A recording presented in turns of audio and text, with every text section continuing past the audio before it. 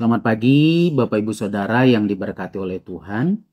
Bertemu kembali dalam program Renungan Pagi Gereja kita. Sebelum kita mendengarkan firman Tuhan, mari kita berdoa terlebih dahulu. Kami sangat bersyukur kepadamu Tuhan Yesus yang baik. Berkat anugerah-Mu kami boleh ada saat pagi hari ini dalam keadaan dipelihara dan diberkati oleh Tuhan. Sebelum kami mulai beraktivitas, kami rindu menerima kebenaran firman Tuhan menjadi pedoman dan pegangan kami di sepanjang hari ini. Hikmat-Mu kami perlukan supaya kami bisa memahami kebenaran firman Tuhan dengan baik. Berfirmanlah Tuhan bagi kami siap menerimanya di dalam nama Tuhan Yesus Kristus. Haleluya. Amin. Puji nama Tuhan Bapak Ibu Saudara. Tahun ini gereja kita mengambil tema tentang berbuah ya. Gereja yang berbuah, jemaat Tuhan yang berbuah atau tahun yang berbuah. Dan sesuai dengan khotbah-khotbah yang sudah kita dengar, ada banyak khotbah yang kita sudah dengar, kita sudah mendengar bahwa ada banyak buah-buah yang kita bisa hasilkan sebagai orang-orang percaya. Dan sudah juga disampaikan kepada kita cara-cara supaya kita bisa berbuah atau hal-hal yang menghalangi kita bisa berbuah. Namun yang perlu kita miliki sebagai orang percaya, salah satu buah yang harus kita hasilkan, harus kita miliki adalah buah roh.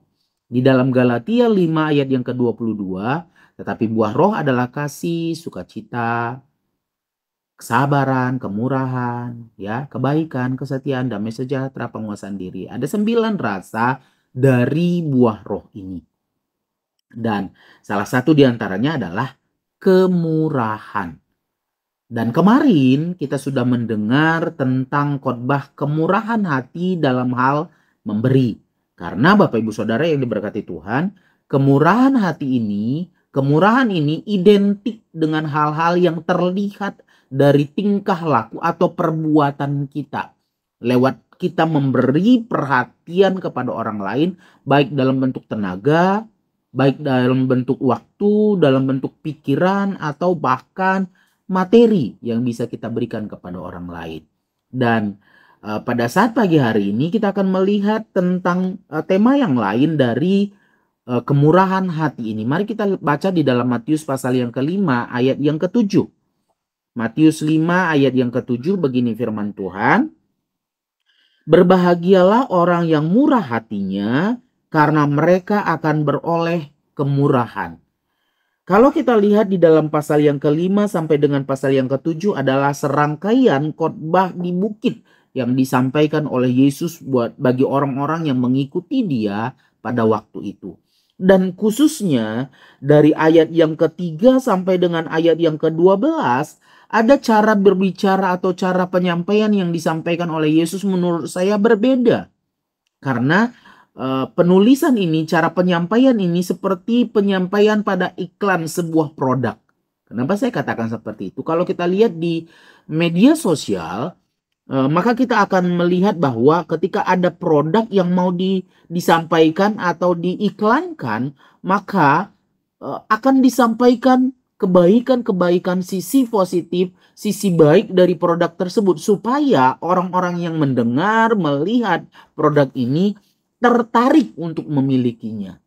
Dan di ayat yang ketiga, pasal 5 ayat 3 sampai dengan ayat yang ke-12 ini, sepertinya gaya bicara Yesus itu seperti sedang mengiklankan satu produk, tapi dengan menyampaikan kebaikannya terlebih dahulu, sisi positifnya terlebih dahulu. Khusus di ayat yang ke-7 ini, Yesus mau menyampaikan kepada orang-orang yang mendengar Dia pada waktu itu adalah tentang kemurahan hati. Namun Yesus mengawalinya dengan kata berbahagialah. Tema kita pada saat pagi hari ini adalah murah hati mendatangkan kebahagiaan. Tidak ada satupun di antara kita yang tidak mau bahagia, Bapak Ibu Saudara, nggak ada. Dan saya lihat di dalam ayat yang ke-7 ini tadi, bahasa aslinya itu ditulis, terjemahan aslinya itu ditulis makarios, yang memiliki arti adalah diberkati, bahagia, dan beruntung. Tidak ada satupun di antara kita di tempat ini yang mendengar renungan pagi ini yang tidak mau menjadi orang-orang beruntung. Oh, saya menjadi orang yang sial saja. Tidak ada. Tidak ada yang mau hidupnya ditimpa oleh kesialan. Tidak ada. Tapi setiap orang mau hidupnya menjadi orang-orang yang beruntung. Menjadi orang-orang yang diberkati sehingga kebahagiaan itu boleh dimiliki oleh hidupnya. Dan apa yang disampaikan oleh Yesus? Untuk saya dan saudara bisa memiliki kebahagiaan ini, berkat ini, keberuntungan ini, maka mau tidak mau kita harus memiliki kemurahan hati di dalam hidup kita. Kita harus memiliki kemurahan hati. Dan seperti yang sudah saya sampaikan tadi, bahwa kemurahan hati itu harus tampak dari perbuatan kita. Kita tidak bisa melabeli diri kita adalah orang yang murah hati kalau di perbuatan kita itu tidak nyata, tidak selaras, tidak sesuai, ya. Tapi kita akan dicap, dilabelin orang yang murah hati ketika perbuatan kita, perhatian kita kepada orang lain menunjukkan kemurahan itu. Dan Bapak Ibu Saudara, mungkin kita akan berpikir bahwa ketika kita memiliki kemurahan hati, maka kita mungkin akan sering dimanfaatkan. Benar ya? Zaman dunia, keadaan dunia saat ini, orang-orang yang memiliki kemurahan hati itu memang sering dimanfaatkan oleh orang lain. Kita juga akan berpikir, saya akan rugi dong kalau saya memiliki kemurahan hati itu atau memberikan perhatian kepada orang lain, pikiran, waktu, tenaga, atau apapun itu. Nanti saya dimanfaatkan oleh orang lain. Bisa saja, mungkin saja. Tapi yang saya mau tekankan kepada kita, perkataan Yesus adalah perkataan yang tidak pernah salah. Yesus selalu memperkatakan perkataan-perkataan yang benar. Dan ketika Yesus menyampaikan itu, apa yang disampaikan oleh Tuhan, apa yang disampaikan oleh Yesus, maka itu pasti terbukti dan terjadi di dalam hidup kita. Kalau saya dan saudara mau berbahagia, mau menjadi orang-orang yang diberkati dan beruntung, maka milikilah kemurahan hati itu. Karena kemurahan hati itu mendatangkan kebahagiaan.